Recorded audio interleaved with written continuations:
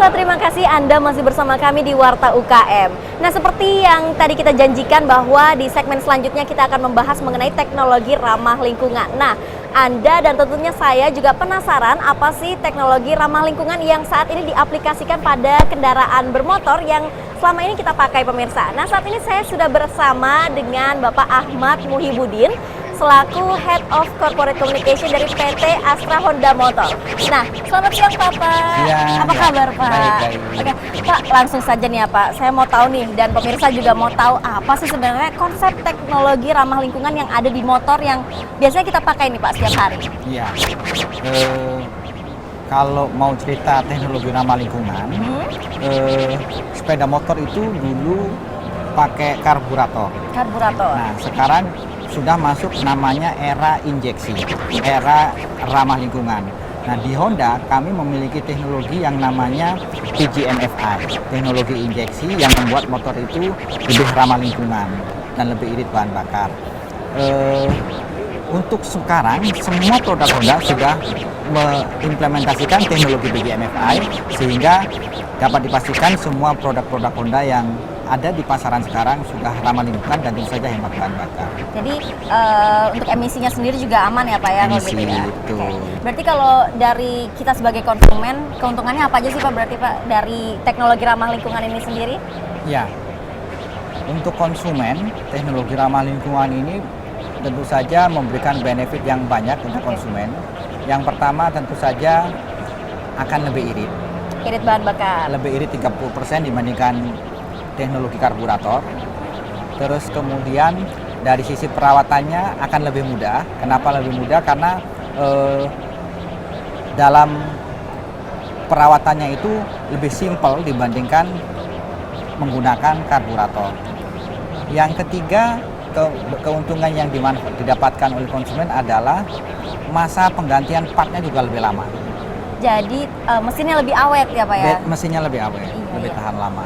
Itu kira-kira Pak, kalau kita ngomongin teknologi injeksi atau teknologi ramah lingkungannya Honda PGMFI. Oke. Nah, pemirsa, jadi dari teknologi ramah lingkungan kita benar-benar bisa save banyak uang ya Pak ya, dari penggantian part yang bisa lebih lama, 30% save energi ya Pak ya, itu juga. Nah, pemirsa, sebelum kita melanjutkan lebih lanjut untuk membahas teknologi ramah lingkungan, kita saksikan dulu informasi seputar dunia usaha kecil menengah yang mengubah benda yang tidak bisa dipakai atau yang tidak layak pakai menjadi benda yang memiliki nilai ekonomi tinggi. Seperti apa? Ini dia informasinya.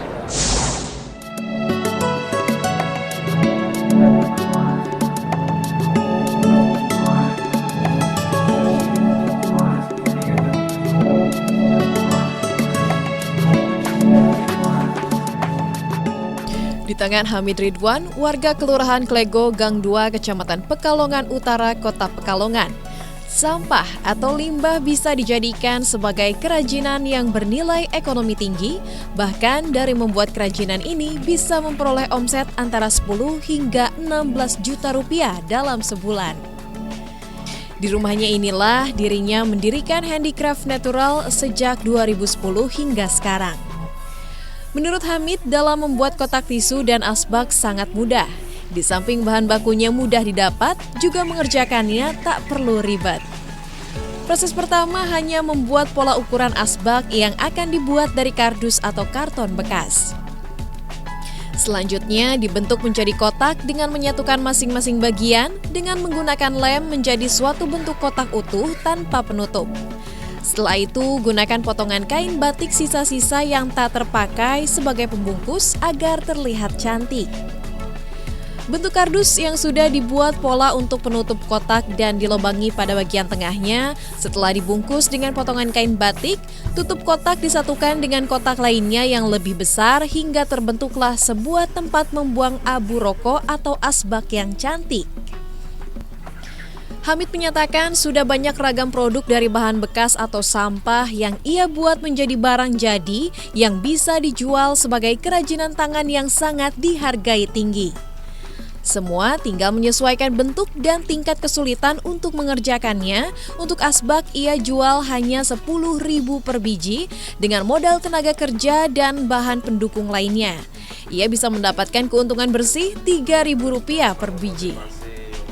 Sejauh ini pemasaran barang-barang hasil karyanya sudah tersebar di seluruh Nusantara, memenuhi galeri produk UKM di berbagai kota besar di Indonesia, juga sudah menjangkau ke beberapa negara seperti Malaysia, Singapura, Brunei, beberapa negara Timur Tengah, dan beberapa negara Eropa seperti Belanda, Jerman, dan Belgia. Dan itu menjadi tantangan sendiri karena kita mengolah limbah yang notabene itu adalah sampah ya Mas ya, tapi kita buat supaya itu menjadi kebutuhan masyarakat Pekalongan. Contohnya seperti tempat tisu seperti ini, terus tempat kemasan batik. Kenapa kok kemasan batik? Kita melihat pasar di batik di Pekalongan kan luar biasa hingga dunia mengenalnya.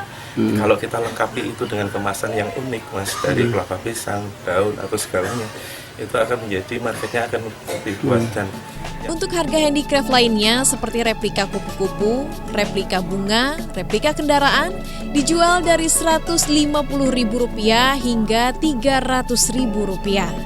Harga tersebut karena proses pembuatannya yang rumit hingga memakan waktu hingga 1 minggu. Dari Pekalongan, Jawa Tengah, Yusuf Fatoni, Kantor Berita Antara, mewartakan.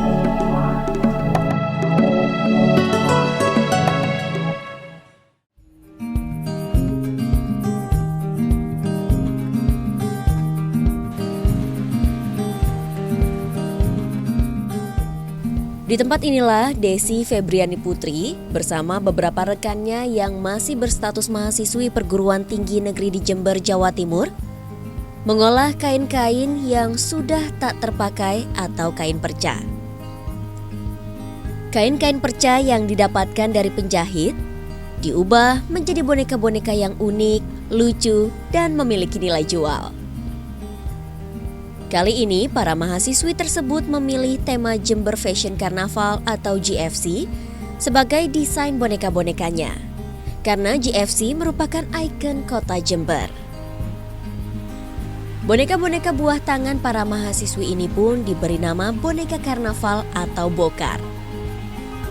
Sejauh ini, bokar sudah dipasarkan ke berbagai daerah dan dipasarkan secara offline maupun online, dengan harga antara Rp50.000 hingga Rp200.000, tergantung tingkat kesulitan dan ukurannya.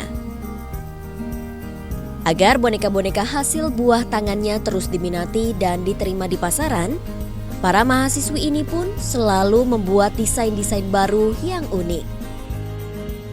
Inspirasinya diambil dari adanya event GFC. Di situ kami belum menemui cenderamata khas Jember yang dapat dibawa oleh para penonton GFC, sehingga kami berinisiatif untuk membuat boneka karnaval khas Jember.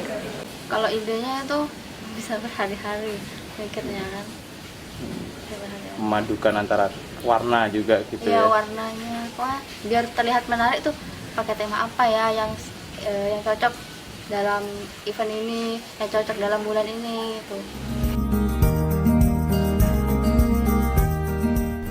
Dari keuletannya mengubah kain-kain tak terpakai, para mahasiswi ini mampu meraup keuntungan hingga jutaan rupiah setiap bulannya, yang mereka manfaatkan untuk tambahan biaya kuliah. Dari Jember, Jawa Timur, Hamka Agung, Kantor Berita Antara, mewartakan.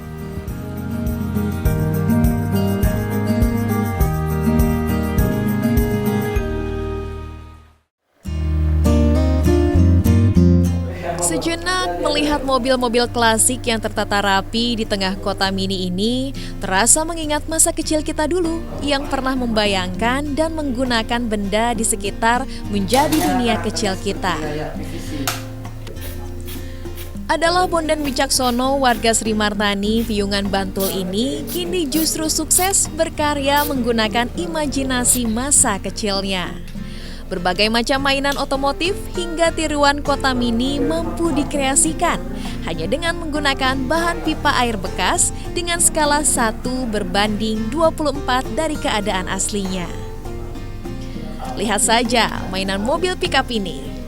Dari potongan-potongan kecil bahan pipa yang dia gunakan dirangkai satu persatu hanya berbekal perekat lem. Tak kurang dari setengah jam, sebuah mobil pick-up mini berhasil dibuat mirip dengan aslinya, lengkap dengan kemudi dan bagian-bagian kendaraan lainnya.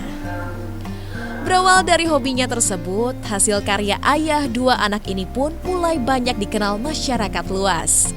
Pesanan pun terus berdatangan, baik dari kolektor diorama maupun pecinta mainan dari berbagai kota besar di tanah air. Untuk industri ini sebenarnya belum banyak orang yang tertarik untuk menggeluti pembuatan diorama ini karena dibutuhkan ketelitian, kesabaran, dan kemantapan hati untuk membangun sebuah model. Dan untuk permintaan pasar sendiri sangat bagus untuk peminatnya dari Jakarta, Aceh, Bandung, Kalimantan. Keseriusan Bondan dalam menekuni usaha mainan tiruan ini sejak tahun 2010 lalu. Lambat laun kian mengalami perkembangan. Bahkan dirinya pun mengaku kewalahan memenuhi pesanan yang terus berdatangan. Dengan harga mulai dari Rp35.000 untuk satu model kendaraan hingga jutaan rupiah untuk diorama. Bagi pelanggannya merupakan harga yang sesuai. Mengingat kedetailan model dari karya Bondan tersebut sangat jarang ditemui di perajin manapun. Dengan diorama ini karena saya seorang kolektor, saya sudah mencari ke beberapa tempat di daerah Yogyakarta ini, tapi saya menemukan diorama ini karena dari pengerjaannya, kedetailan dari diorama ini menyerupai 90% dari kota aslinya. Prospek mainan dan diorama tersebut dinilai cukup bagus di masa mendatang. Pasalnya, produsen mainan tersebut masih sedikit pesaingnya, sementara pehobi mainan dan diorama kian bertambah. Praktis dari ratusan mainan yang dipasarkan, serta belasan diorama pesanan pelanggan, Bondan mampu meraup omset rata-rata 10 juta setiap bulannya. Menggeluti usaha tiruan berbagai benda dalam ukuran mini atau miniatur ini memang dibutuhkan kejelian dan ketelitian dalam pembuatannya. Tak jarang, dengan keseriusan Bondan berkarya dalam bidang ini pun, ia berhasil menjuarai berbagai ajang kompetisi diorama baik lokal maupun mancanegara. Dari Bantul, Yogyakarta, Victorianus, Kantor Berita Antara, mewartakan. Pemirsa, usai jeda berikut, Warta UKM masih akan kembali dan mengajak Anda untuk melihat pameran Indonesia Motorcycle Show 2016. Tetaplah bersama kami.